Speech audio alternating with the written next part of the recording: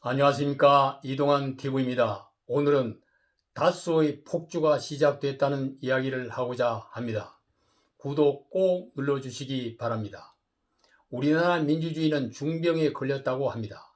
회생불능의 말기 환자가 되기 전에 검진을 받아야 합니다. 민주주의의 가장 치명적인 질병을 경고한 말이 있습니다.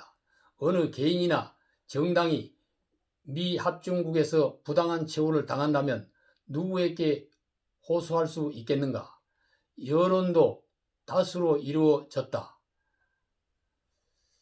입법부는 다수를 대표하며 맹목적으로 다수에 복종한다. 행정권은 다수에 의해 임명되며 다수에게 소극적 도구 구실을 한다. 공권력은 무장한 다수와 다름없다. 배심원은 법령을 공포할 다수다. 더구나 법관들도 몇몇 주의 경우 다수에 의해 임명된다. 그러므로 당신의 심기를 해치는 그 조치들이 아무리 부당하고 불리하다고 할지라도 당신은 그것에 복종해야 한다. 이 말은 프랑스의 정치 사상가 알렉시 드 도크빌의 저서 미국의 민주정치에 나오는 말입니다. 도크빌은 민주적 평등사회의 부정적인 면을 최초로 포착했으며 현대의 민주주의가 다수의 횡포로 위기에 처했다고 분석했습니다. 도크빌은 1805년 프랑스 파리에서 태어났습니다. 19세기 전반에 전통적인 자유주의의 대표적인 사상가 노르망디의 귀족 가정에서 성장했습니다. 학창시절에 법률을 공부해 변호사와 재판관이 되었습니다.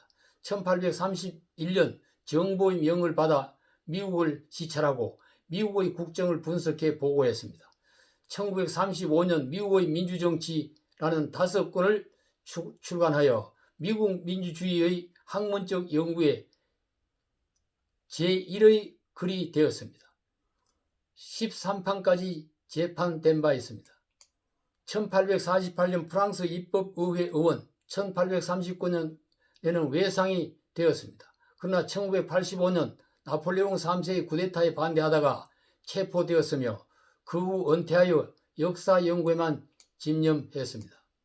토크빌은 민주주의가 최선의 체제가 될 수 없는 맹점이 있다고 지적했습니다. 다수가 도덕적이라는 생각으로 행해지는 민주독재가 폐단이라는 것입니다. 다수의 지지를 얻은 정권이 국민의 이름으로 무소불위의 권력을 휘두를 수 있으며 과거 왕정이나 군주정 때보다 더 심한 독재를 자행할 수 있다는 것입니다. 국민의 모든 사회적 행위를 통제하는 법률을 만드는 특권까지도 장악할 수 있기 때문입니다. 국민이 주인이라고 하지만 몇 년에 한 번 투표하는 것으로 주인 행세를 한다는 것은 말이 안 되는 일입니다. 직접 민주주의라며 거리로 나가 시위를 하는 것도 권력에 의해 통제되고 이용당하기 일쑤입니다. 여론 조작과 언론 플레이 등으로 민주를 내세워 고도의 미화된 정치술로 폭정은 자행하게 되는 것입니다. 이 거대한 악재를 막지 못하고 민주독재의 제물이 되고 마는 것입니다. 대한민국에서 시작된 지 76년이 된 민주주의를 금지한다면 어떤 결과가 나올까요? 우리는 피를 뿌리며 민주화를 이룩했습니다. 지금 정권을 잡은 세력들이 그 민주화의 주역들입니다. 그런데도 우리나라의 민주주의는 위중합니다. 의회는 다수 의석을 확보한 여당이 상임위를 독식하고 공수처법, 8.15법, 부동산법, 국정원법, 전당금지법 등을 마음먹은 대로 통과시키고 의회 독재를 자행했습니다. 이러고도 국민을 대표한 다수가 법을 통과했으니 떳떳하다고 할 수 있겠습니까? 토크빌은 다수의 독재를 막기 위해서는 누구에게도 어떤 집단에도 정권을 주고서는 안 된다고 경고했습니다. 한번 권력을 맡기고 4, 5년을 기다려야 합니다. 더욱 권력을 잡은 세력은 권력을 지속하기 위해 온갖 수단을 동원합니다. 그 권력을 대체할 준비된 세력도 없고 덜 나쁜 사람도 없고 맡길 사람이 없다면 어떻게 해야 되겠습니까? 76년 된 우리 민주주의의 위기는 민주의 가면을 쓴 다수의 폭거를 바라보고 있습니다.